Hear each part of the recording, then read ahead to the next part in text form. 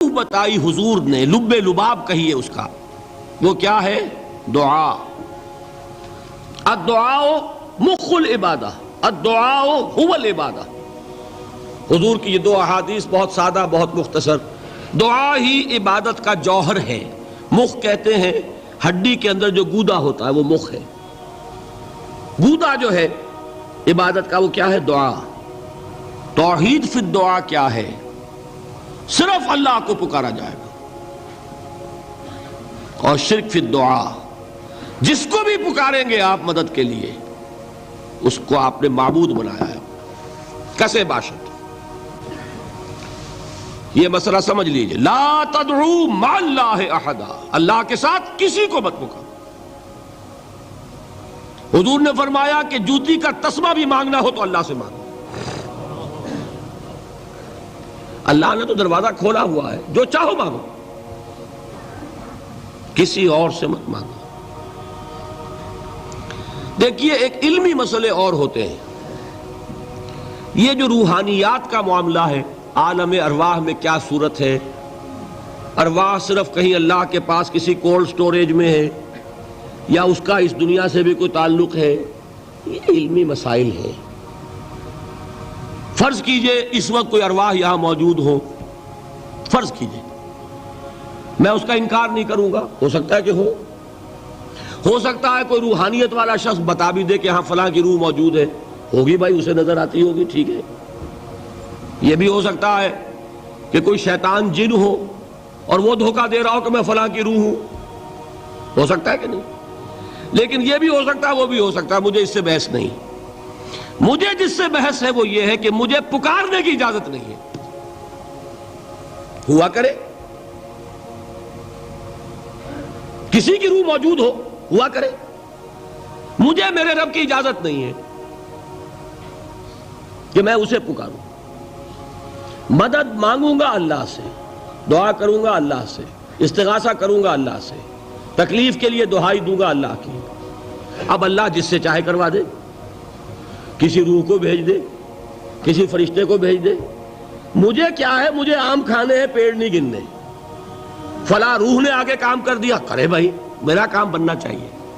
اور فرشتہ آ گیا، اس نے کام بنا دیا، کرے، مجھے کیا غرض ہے اس سے، میرا کام بننا چاہیے۔ میرا مسئلہ یہ ہے کہ مجھے پکارنا ہے صرف اللہ۔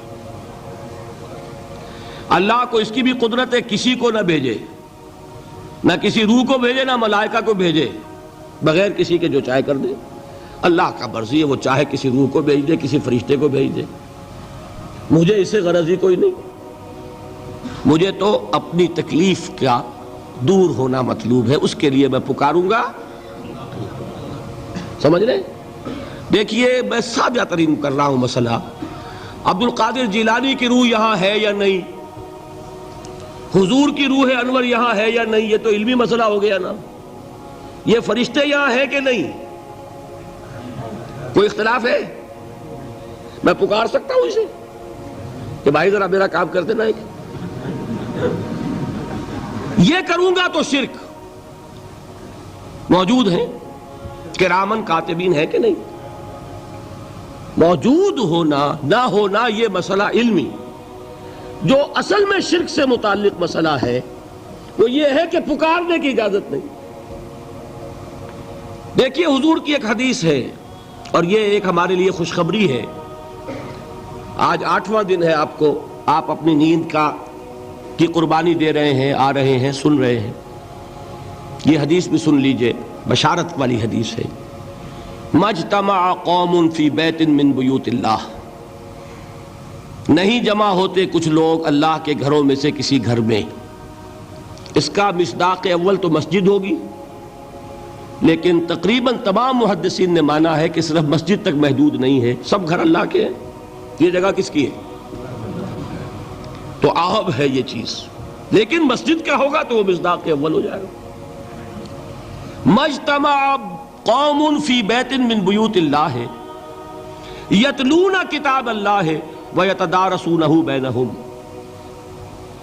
کام کیا کر رہے ہوں کہ اللہ کی کتاب پڑھ رہے ہوں، وہ سمجھ رہے ہوں، سمجھا رہے ہوں، تو کیا ہوتا ہے؟ الا نزلت علیہم السکینہ، ان پر اللہ کی طرف سے سکینت کا نزول ہوتا ہے۔ وغشیتہم الرحمہ، رحمت خداوندی انہیں ڈھانپ لیتی ہے۔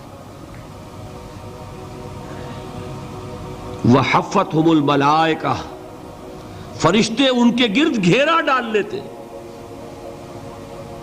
وذکرہم اللہ فی من عندہ، اور اللہ ذکر کرتا ہے ان کا ملائکہ مقربین کی محفل میں۔ دیکھو تم کہتے تھے یہ انسان بڑا گھٹیا ہے، میرے وہ بندے اس وقت میرے گھر میں جمع ہے صرف میرے کلام کو سمجھنے کے لیے۔ اللہ فخر کرتا ہے اس میں، ذکر کرتا ہے اللہ۔